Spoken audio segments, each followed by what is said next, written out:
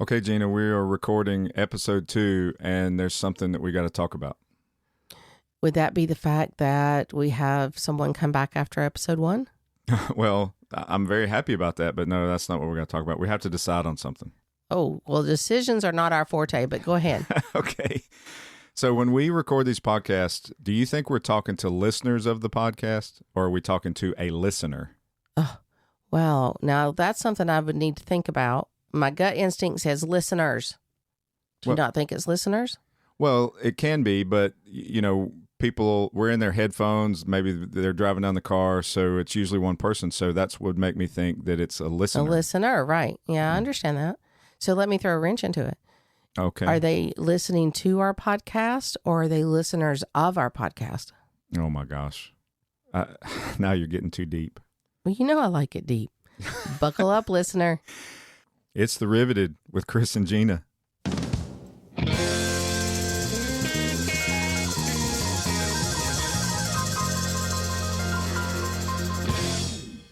Can you believe that someone has come back to listen to episode 2? I'm honored and yeah, to properly, welcome you back, listener, Thank you.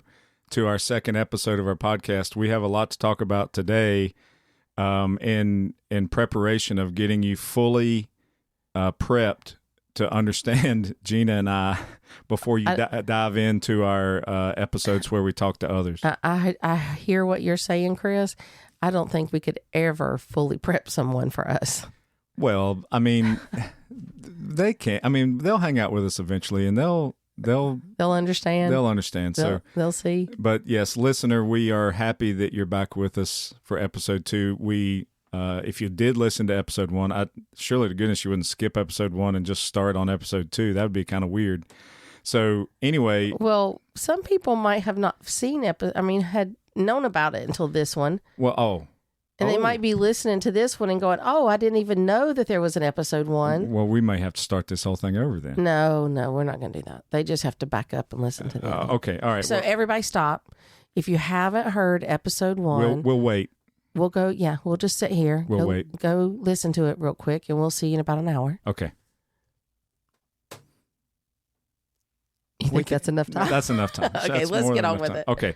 So anyway, we introduced ourselves last episode, and obviously you heard some of our backstory. Today we're going to hit some points of what we have done the past 5 years as full-time RVers, and make sure that everybody understands what our life's been like and what got us up to the point of launching this podcast, and then be able to start with a bang with some of our episodes where we have conversations with other Airstream owners and just talk the Airstream lifestyle. So that's where we're at.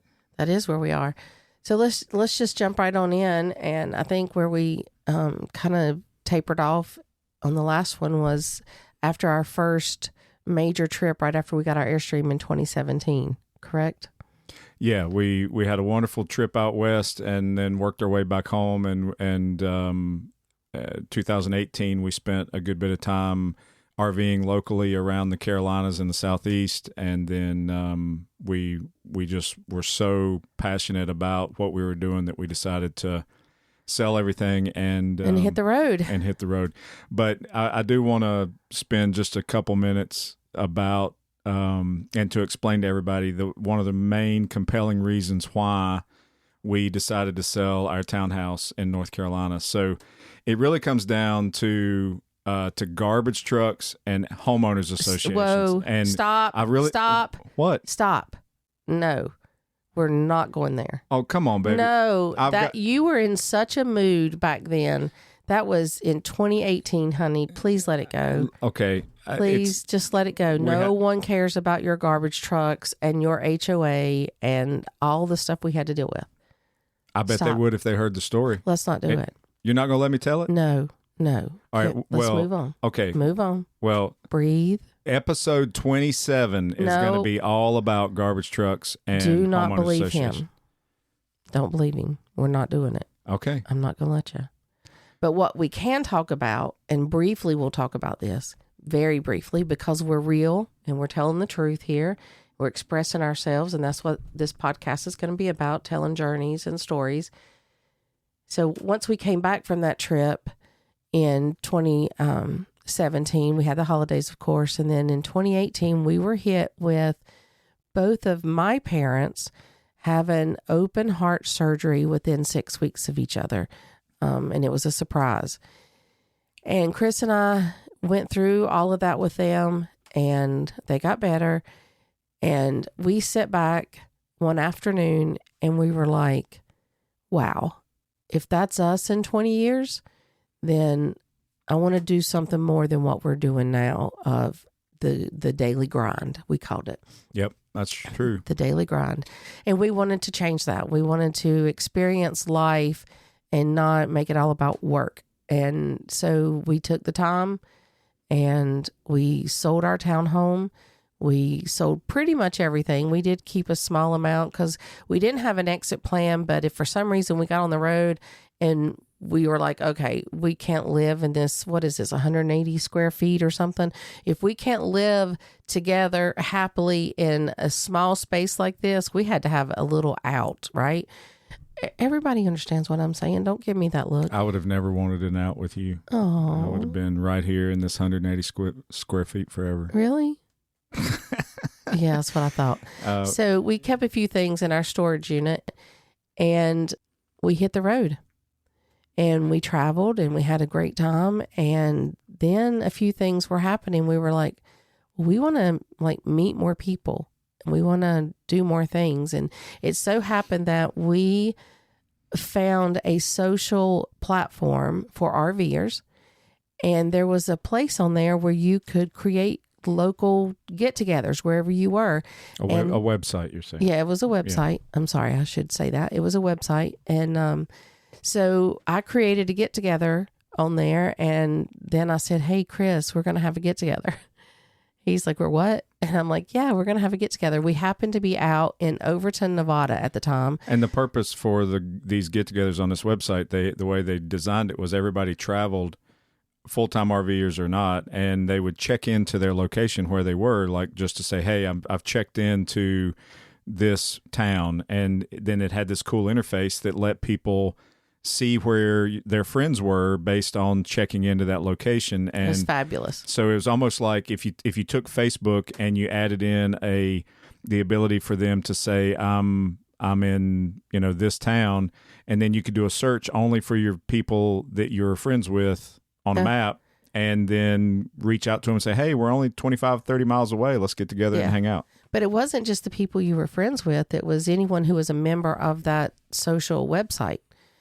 If they checked in to a location, which was cool because you may not know them, but it might be your next best friend. You never know. So anyway, we found a brewery in Las Vegas, which was about 45, 50 miles from where we were.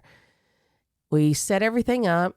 We posted it on that website, and we had about 20 some people show up. We had the best time. We had a lot of fun, and it was like, I got to do this again. And so we did, and we did it again, and we did it again at different locations as we moved. We just kept having these get-togethers, and it was super easy. Didn't cost us any money.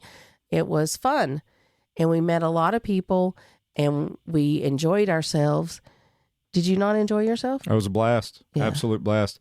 And the cool thing was it didn't matter, where we traveled. We could go into an area that we knew no one. We were by ourselves, and all we would have to do is create one of these cool social get-togethers. It could be something as simple as saying, hey, we're going to have a campfire in this RV park, and people could come, or it could be a more sanctioned event that we had at a brewery or a winery or some kind of gathering spot. And we did that for almost a full year as we traveled, and just had a blast. And lots of different friends we made, lots of RVing travel buddies that we had.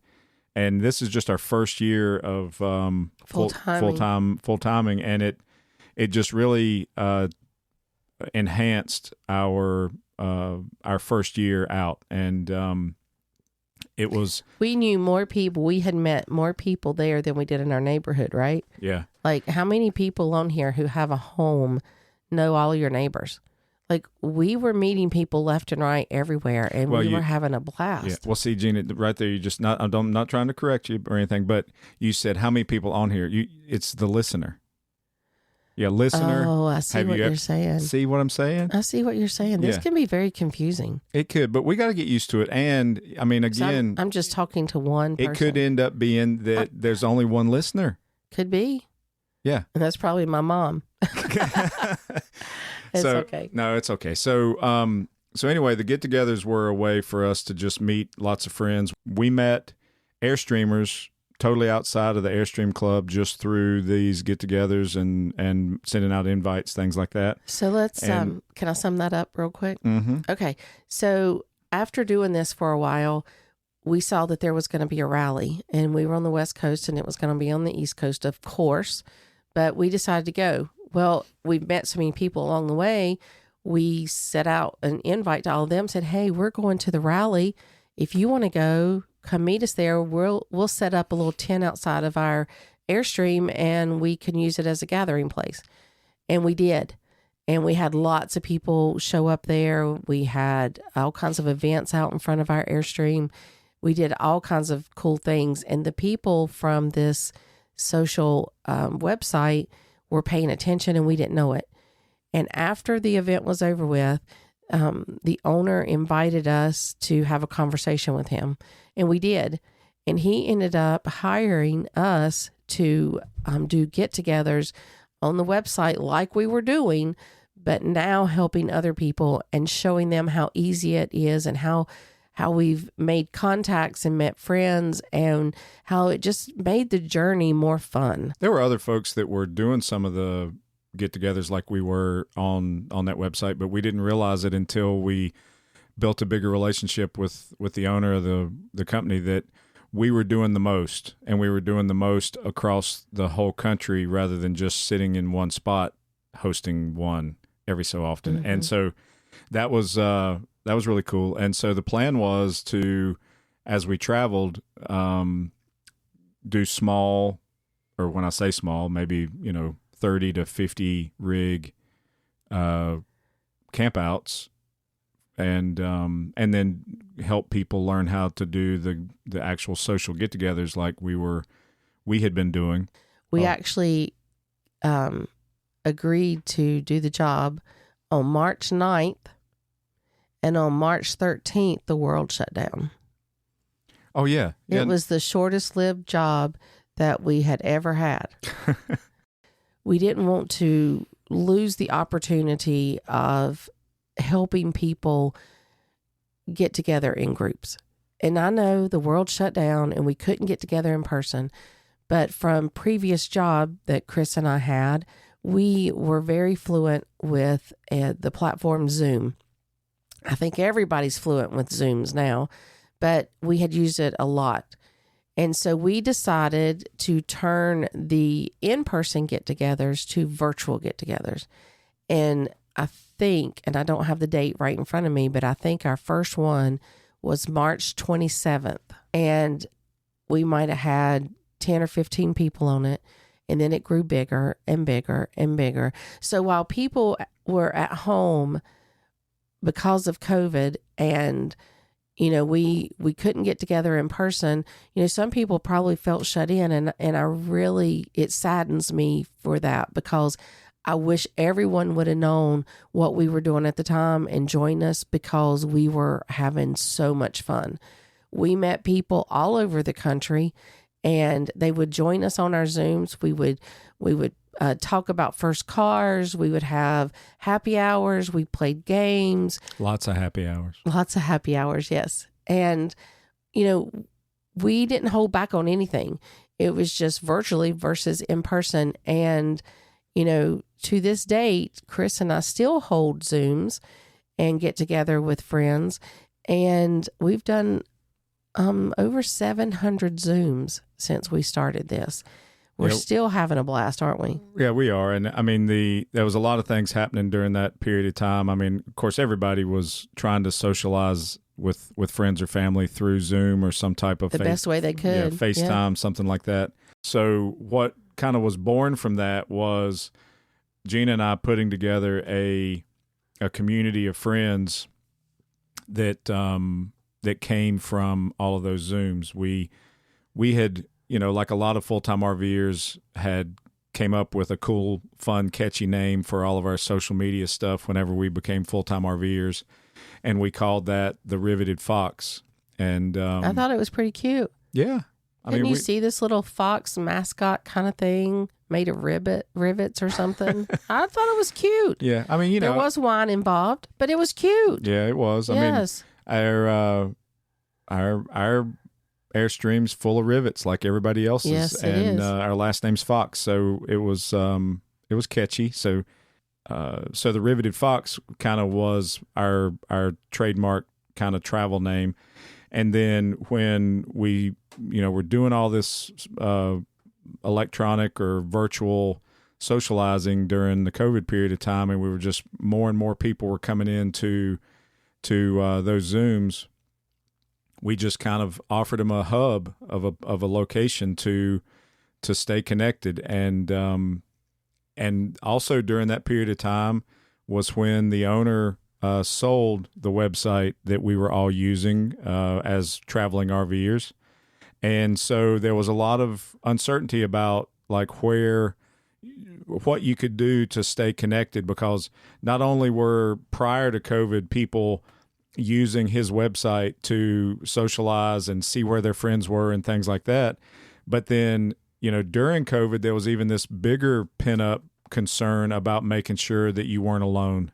And so when he sold the website, people were thinking, oh, well, he's, what's going to happen to it? Is it going to close down? Is it going to change? Whatever. And so we just made the decision to make sure all of our friends felt comfortable and at home inside of the Riveted Fox community. And that's what we kind of put together in conjunction with doing these Zoom-based events for that website that ultimately closed down about 18 months later.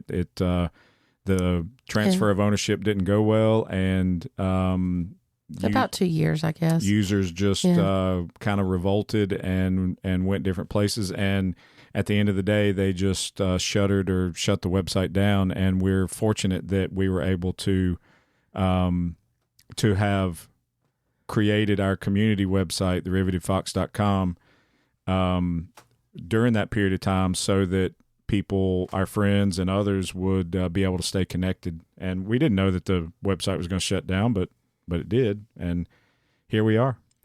Yeah, and on one of our Zooms, one of the people who attended, he had been looking forward to traveling the summer coming up. This was, I think, in January, and he was sharing, how excited he was to be traveling. And then a couple of Zooms go by, and he comes on and he makes a comment about how he's not going to travel now, change of plans. And of course we're like, are you okay? What's happening? And this is what got us kind of in our gut. And he's like, well, there's this park that has a carousel and a putt-putt course, and it's great for the kids, but there's no one to run it this year. And I want the kids to have somewhere to go, so I'm going to run it. So I won't be able to travel. And Chris and I got to thinking about that. And one morning over breakfast, we haven't spoken about it, but we're sitting there at breakfast, and we both look at each other and we're going to do a camp out at the carousel. And we did. And that was in what year? 2021. 2021. July of 2021. Yeah. We went up and we had a carousel camp out. So since he couldn't go anywhere, we brought the party to him. And you should see all of us old people on the carousel. It was hilarious, but we had a big time. We had a lot of fun. It was a long weekend. It was wonderful. And that was the start of us hosting campouts. And then from campouts, we went to hosting a rally. And we haven't stopped. We've continued. Every time we've done something like that, we have really enjoyed it and fallen in love with what we were doing. And so we're like, okay, when's the next one? We got to plan the next one. And that's kind of our story we realized that, for the Riveted Fox community, we wanted to just be all encompassing, all welcoming of anybody. We're members of the International Airstream Club, WBCCI, and have been since we've started our Airstream ownership in 2017. So we're committed members of the club. And as we traveled, we met a lot of folks that owned Airstreams that were part of the club, weren't part of the club, but we just, COVID changed things for lots of people, right? And we really don't like talking about COVID. It's actually kind of one of our rules that we had. Yeah, it kind of is, but it changed mindset for everybody. So when people started being comfortable getting back together, and we had met so many people online that weren't exclusively Airstream owners, we just opened up our minds to making friends anywhere and everywhere with anybody, and that's what we've done, the past 3 to 4 years, and we've these campouts we've done and some of the other social events we've done the past several years have just been so positive for Gina and I. We traveled the country during that whole period of time. We worked from the trailer. We've got good quality internet connection. We got everything we need right here inside for being able to work remotely and do the Zooms, plan the campouts. We've had campouts in Indiana, Florida, Louisiana, North Carolina, South Carolina, Arizona. Yep. And so we've done them in other parts of the country besides just where we were. On sea? Oh yeah, we did do it. We also offered a fun cruise this past February. So all of that is just part of what. But what is one thing that we have experienced with all of that, and I'm sure you have experienced it as well, but that is sitting out underneath your awning, taking a hike, sitting by the campfire, walking around your campground, wherever you might be, and you meet someone, they have a story to tell. And they want to share that with you, and vice versa. You'd like to share your story with them, and that's how we communicate with each other, and that's how we grow and make friends. And through the years, these have been happening and continue happening. And Chris and I got together, and we're like, well, actually, it was Chris. I shouldn't say we. It was Chris. And he was like, I think that we should do a podcast and give people a place to share their story, and we can just have a chat with them, have them come on, have a chat with them, and get to know them, their story, their journey, and learn more about their Airstream, maybe why they got their Airstream. And I thought about it, and I'm like, Chris, it's really a great idea, because people love to share their story, but they love hearing other people's story too, because what has happened, and I'm speaking for me and Chris only, but what has happened for us is we'll sit there and listen to someone, and they'll be talking about, I don't know, let's talk about the beach. They might be talking about, the beach, and they share what they did down there, where they stayed, how beautiful it was, the color of the sand. And you're visualizing all of this, or we were visualizing all this, and we're like, well, I want to go see that. I want to go visit that place. And that is something that we love. We enjoy that so much. And Chris had a great idea to start this. It helps to become more friends with people when you have those kind of conversations and learn about their past experiences, and they learn about yours, because you can compare notes and you'll find commonality in a lot of that. And even if you don't find commonality, you'll realize that maybe they did something that was awesome that you want to do, or vice versa. But the idea I had, based on what Gina said, was create this podcast so that we could have fun conversations with people about their fun RVing experiences. I realized that that subject might be too broad. like we if No, we I see what you're saying.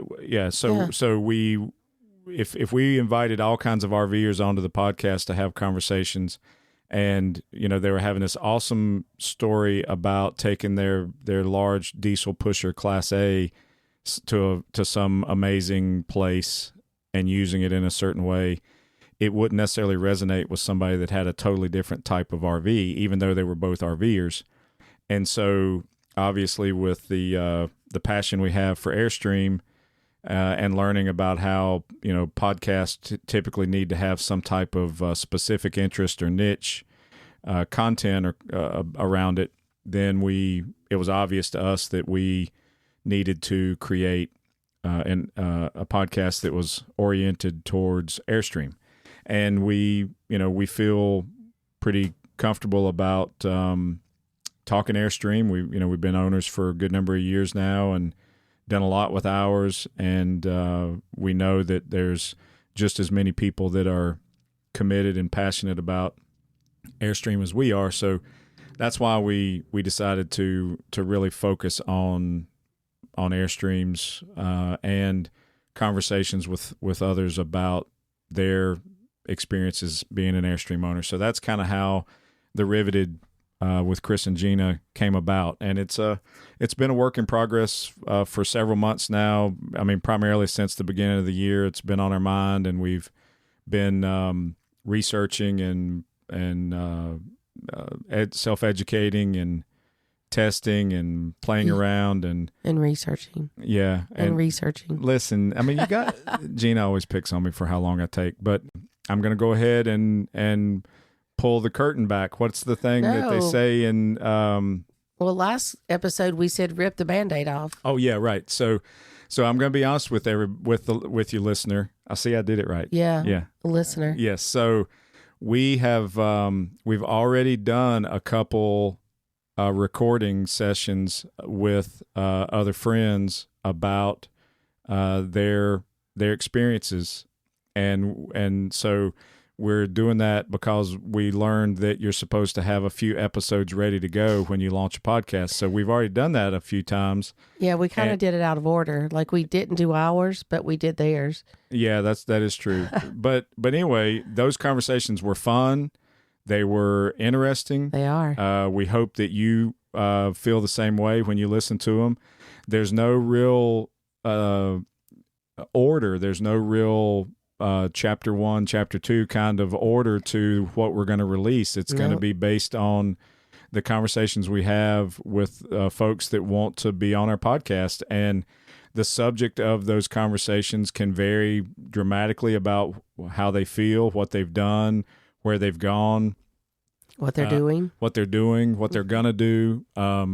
There's obviously going to be parts about the episode that talk about their Airstream specifically, and how they got into Airstreaming, all that kind of stuff. But the conversations are interesting, and we hope that when you listen to them, you'll feel the same way. And so the first few that we've done already, we feel pretty excited and confident that the more people listen to the podcast that own an Airstream, the more comfortable you'll be with raising your hand or reaching out to us and saying, hey, this sounds really cool, I'd love to participate, because everybody's story is unique in their own way, and we want to be able to give you a place to share it. Comment. Let us know what you think. We're here for you. We want to hear your stories, your journeys, your what am I thinking of? I'm having a lot of brain farts today. Just in case you guys are wondering about my voice or anything, I do have a cold. I actually had to fly this past weekend, and I have got a little cold, I think, from the airport that I had to sit in. She has the sniffles. Yeah. I had to sit in the airport for 12 hours, but it's okay. I did it. But anyway, I do have a little cold going on, sinuses, but yeah, so it's affecting my brain. But what is it that the word that I was looking for? And that is ideas. We're looking for your ideas, too. So let us know. This podcast is for all of you, listener out there. That's hard to do. All of you listener. Yeah. It's for anyone out there listening. Listener, this podcast is for you. This is all about you. Yeah, there you go. Okay. We're all in this together. We are in this together. We're all passionate about Airstream. We all either because we have one or because we want to have one, and we're all in this conversation together. And that's what we've always tried to do these past several years as we've met people, and when we did the Zooms and when we had in-person group campouts, things like that. It was all about the collective. It was about the collective experience of everybody getting together and being together. And we feel like we can pull that off on this podcast too, whether there's only one person listening or not. Speaking of campouts, Chris, shouldn't we tell our listener about our campout coming up? Oh, yeah, we do, don't we? We do. We have one coming. Yeah, so listener, if you are not headed out to Missouri this October for the International Rally, or you don't have any local things you're doing, or you just feel like traveling to the Southeast in October and enjoy the fall leaves, we are holding the Riveted Rendezvous 2024 in Western North Carolina, October 8th through the 12th. We are. We're going to have some music. We'll have axe throwing, games. We always have epic campfire, especially here because the campfire, the pit is so huge. Huge campfire. It is huge.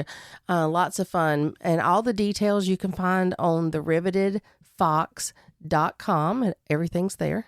Yeah, so check it out. And then follow along on our podcast channels of your choice, Apple, Spotify, Amazon Music, YouTube, and you'll be notified when new episodes come out. And listener, thank you for listening. Listening to our podcast. Yes, listener listening to our podcast. Yeah, we're going to have to talk about this We some got to more. work on it. Yeah. All right. We'll see you down the road. Woo.